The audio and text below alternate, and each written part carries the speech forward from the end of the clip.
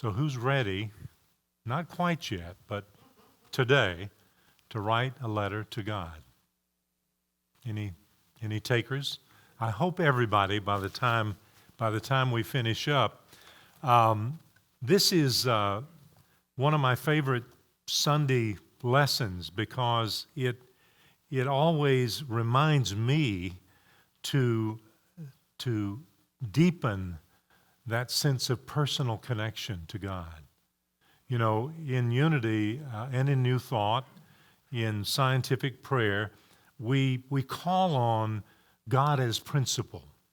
We know that if we do certain things, if we set our heart in a certain way, and we stay consistently with that setting, then we will see results in our life. We will see our prayer answered, maybe not in the way that we expect. Anybody ever had a prayer answered in the way you didn't expect?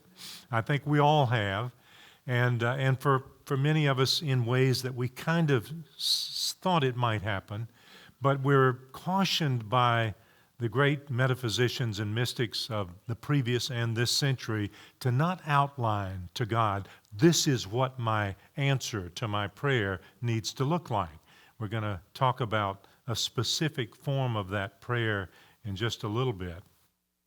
But Charles Fillmore and Myrtle, and I think especially Charles, leaned probably kind of heavy to the left side of his brain when he talked about and embodied God as principle.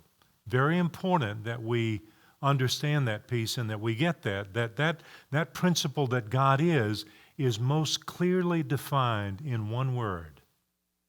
And what is that word? Well, to me, that word is love. That word, God is love, is one of the shortest sentences in the Bible, and I think probably the most powerful. And that love, we tend to think about as a power that maybe sometimes finds us and maybe sometimes doesn't. But we know if God is principle, that love is consistent. It is always there, but we don't always recognize it. We don't always take advantage of it. And then, of course, Charles wisely, and I think probably prompted a great deal by Myrtle, talks about God as personal, God as Father. And we, of course, in unity often say God as Mother or God as Father, Mother. We know that God is not the God that we see on the top of the Sistine Chapel, just a little bit bigger human being reaching out to touch Adam. But that is the anthropomorphic God of our more traditional understandings, and yet principle reminds us that God is energy, God is a presence, God is the presence. We talk about the omnipotence of God, and I love the definition that says God is not only omnipotent, all power, all powerful, but God is omnipotence, all power. God is not only omniscience, all knowing. God is omniscient, all knowledge. I may be getting those reversed, I'm not sure. And God is not only omnipresence, God is omnipresent. God is everywhere. We can't separate ourselves from that. And so the reason that we're talking, of course, so much about this personal relationship is if we're going to write a letter to God, it needs to have juice, doesn't it? I mean, it can be dry. God, you know, you did pretty good in 2019, but you got to do a whole lot better in 2020. And by the way, I don't understand this or don't understand that. What I'm wanting us to come to a place in this time together is that we allow ourselves to feel the richness of the presence of God, and we write from that place. We will, at the end of the lesson today, take time with some music playing and the clipboards. I think everybody got one, or Louise has them for us. When it's time to write that letter, and I encourage you to let your heart guide that process. several aspects of this whole process that I want to kind of cover with you today. And the first one has to do with that omnipresence idea. Sandy shared a little Texas humor with us a little bit earlier before we started, and I'd heard that before, Sandy. Most ministers have, but that's okay. But there's another story about a West Texas couple that are riding down the road. They're an older couple. They're riding along in the pickup, and Pa, he's driving the truck, and Ma, she's over there on the passenger side, kind of leaning out the window a little bit. She says to Pa, she says, Pa, says, remember those days when we'd be all sidled up next to each other as you drove the pickup down the road, and we'd be so close, and we'd hold hands, and we just experienced that closeness in such a beautiful way. You remember that, Pa? He said, yeah. And she looked at him and she said, well, what happened? What happened?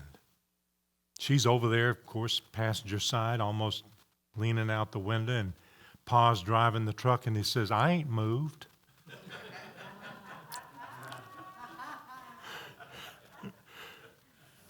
Well, of course, the moral of that story, when we tell it in this way, is that God hasn't moved, has God. We can't be separate from God, but we can think we can be. And that's almost like not taking full advantage of sidling up next to that presence and power that we want to drive our lives and feel the closeness. It's said that in psychological terms and studies and so forth, and a number of you may be more familiar with the finer aspects of this than I am, but that we tend to see God, particularly if we're personalizing God as Father, we tend to see God in some of the same ways that we see our own biological father, or father that was close to us, father figure close to us.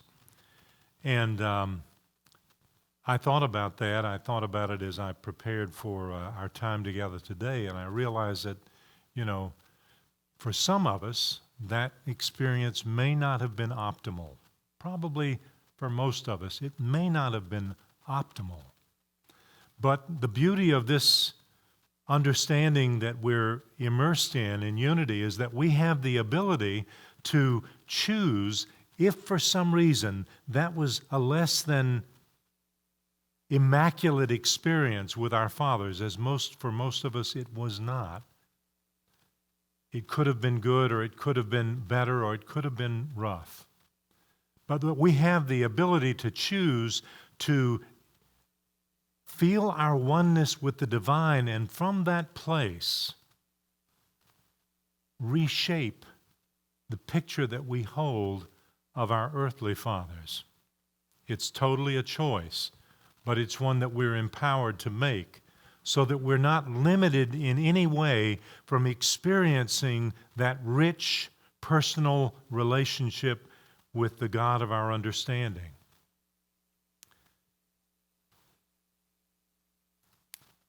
Mary and I just recently watched the movie The Two Popes. Anybody seen that movie? It is a very powerful representation of the relationship between Pope Benedict and Pope Francis, the current Pope. It's a hard movie to watch. There's a lot of tough things that went on in the life of both of those men, but you particularly get a glimpse into the life of Pope Francis back in the 80s and the 90s in Argentina and in other parts of South America. And so, in the essence of that movie, the healing for the Pope who was not so popular and who, in fact, in many ways is considered by the Catholic Church and others to have moved that powerful religion back, the healing came when Pope Benedict was able to forgive himself, was able to find that place of of healing in the presence of a very loving individual, as Pope Francis was. Not a pope at that point, but close. And so, practicing the presence, which is something that Pope Benedict had felt he had lost touch with, because he had in some way, in many ways, felt himself cut off from God.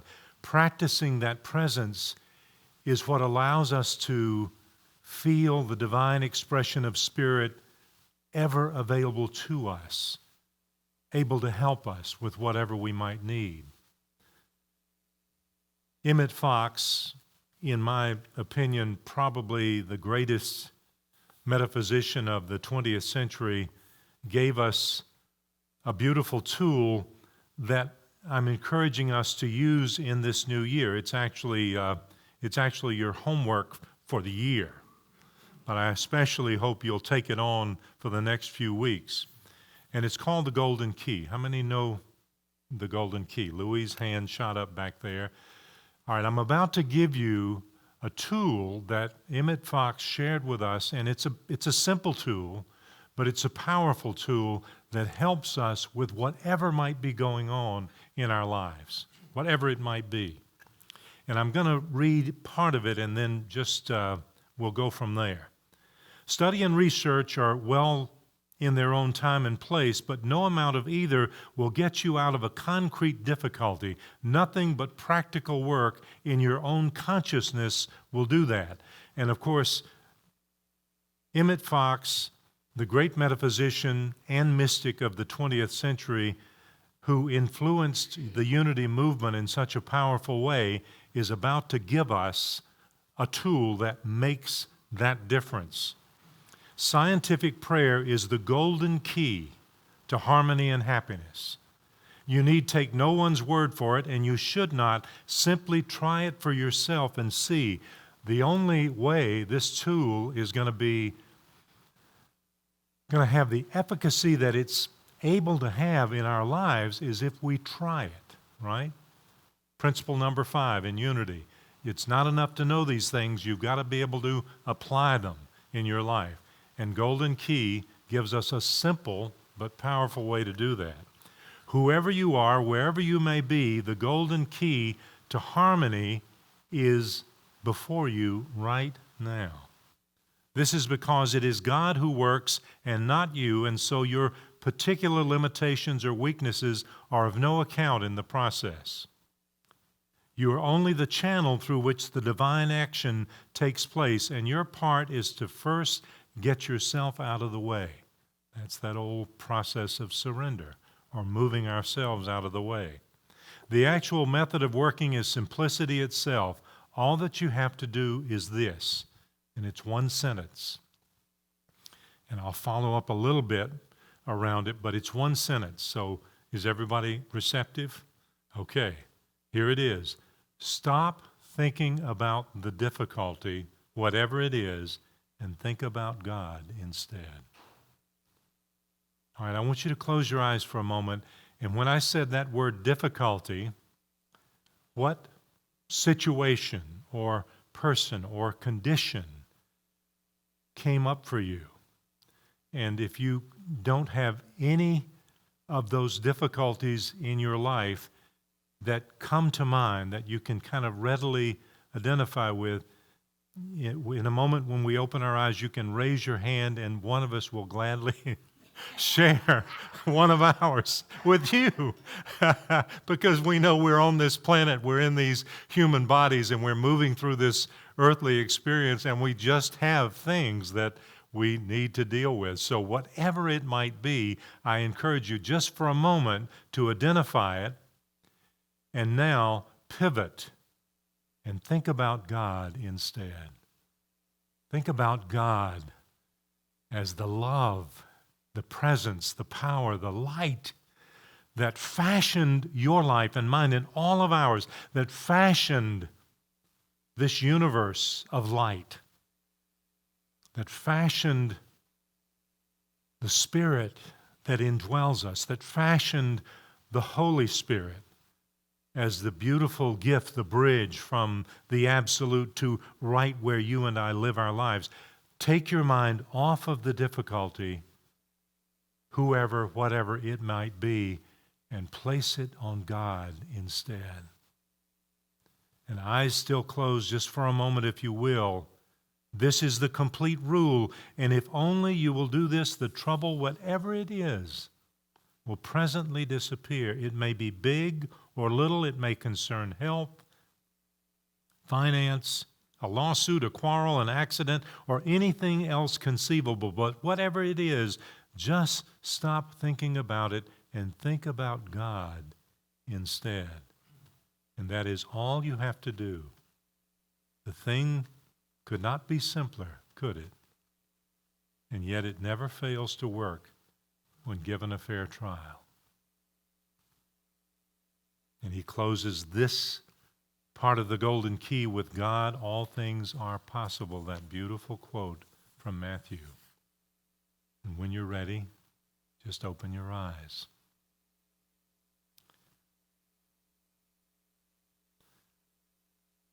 This golden key is a process that I've worked with for many, many years, and the only time that it doesn't work for me is when I forget about it. And that's easy to do, right? We go on to something else, and that's okay. But I will submit to you that if you will work with this idea and simultaneously seek to strengthen, to deepen the personal relationship that you have with God. And if it feels strained, or if it feels foreign, or if it feels unjuicy, then just give yourself permission to work with it on a daily basis. God, I want to feel you. I want to hear you in the music. I want to see you in the faces of those that I encounter. I want to see you in the trees. I want to feel you in the wind, even when it's chilly, like today. I want to see you and feel you in those mountains. I want to feel that presence all around and within me, because I know when I do, as I do, I am also feeling the wholeness of who I am and what I am.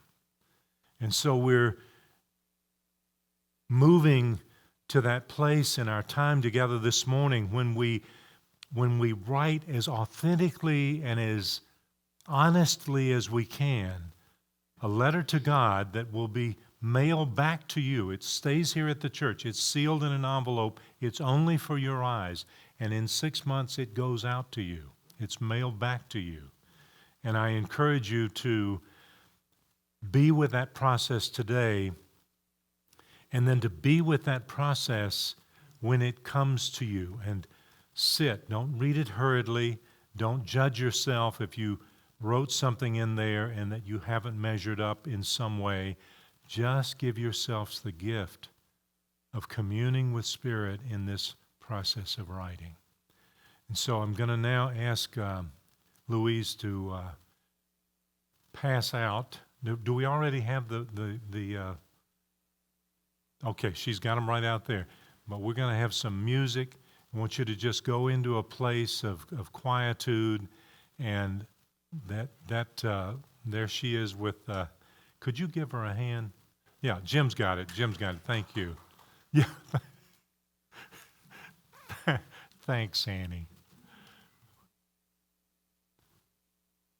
Oh, okay. Well, she's got it. I want you to know this is the first time that I've ever experienced writing a letter to God when the church provided clipboards. I mean, that's pretty darned amazing. That's all. I bet we're going to be fine. And I wrote my letter earlier, so I'm good. But I will pray over it.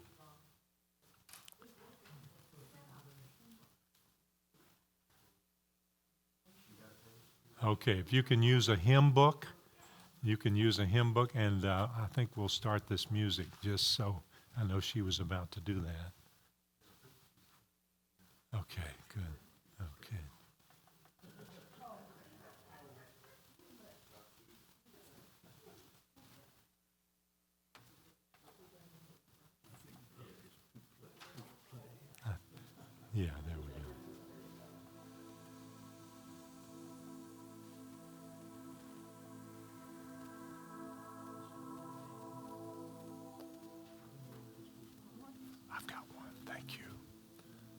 just going to encourage you to take your time.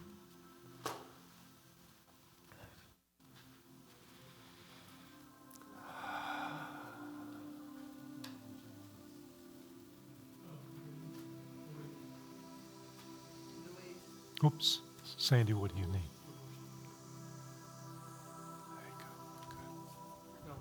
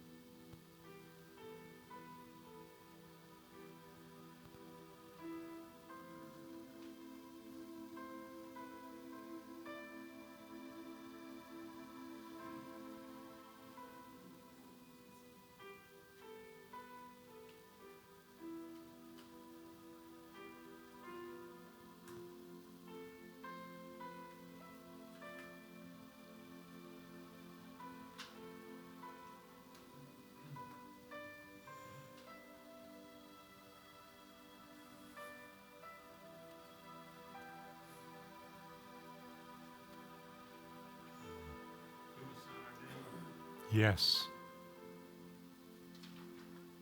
Please sign your name when you're done.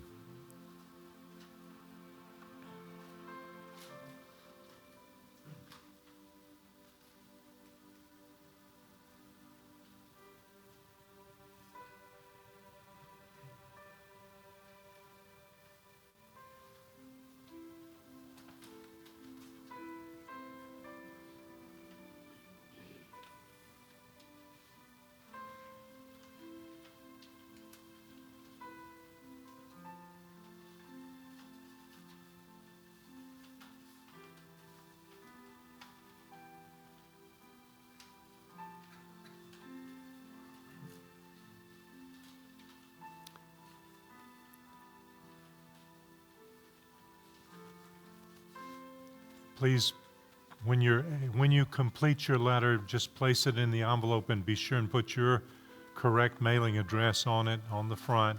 The church will put a stamp for the return address. In case you've moved, we'll be able to find you.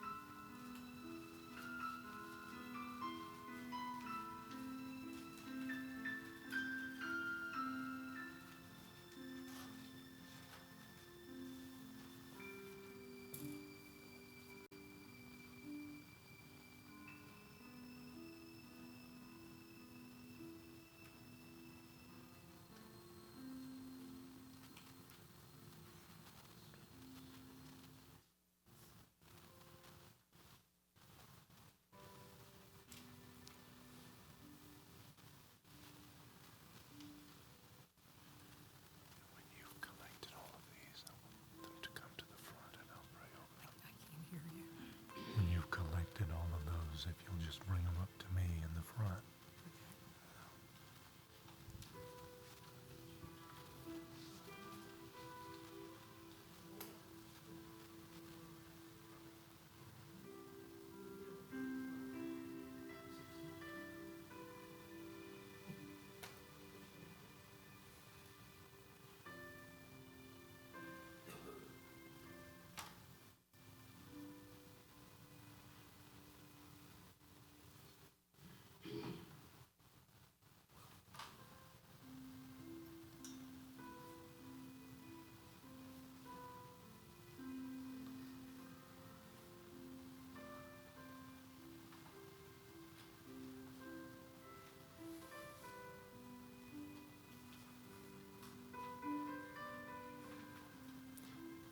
No rush. It's okay.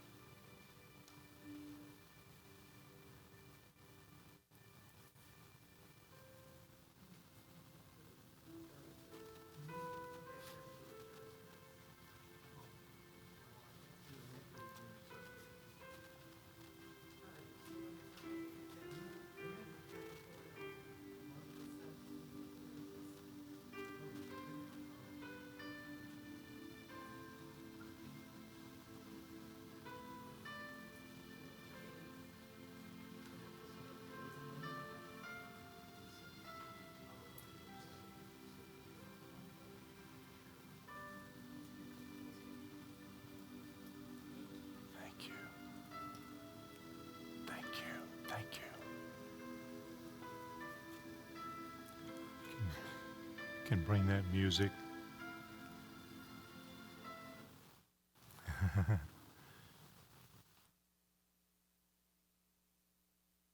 Two quick things around the golden key. Emmett Fox reminds us that when we feel like the key is stuck in the lock, we can't get the door open, we can't fully use the key, it's indicative that we've put our mind back on the problem or back on the difficulty, whatever it might be. And that feeling stuck is just a reminder to bring our focus back to God, back to the source of our being. And there's one more piece he gives us that reminds us that if we're having a particular challenge with a person, he uses the names John or Mary, you just say, now I'm going to golden key John, or I'm going to golden key Mary. And that's the equivalent of saying, God, they are yours. This is your child. I'm going to golden key them and release any negativity or energy that I've got around it. I'm going to give them to God. Okay? Good. So we're going to bless these letters and we're going to bless the offering at the same time. But first we've got to receive the offering. So I know you put something in the basket.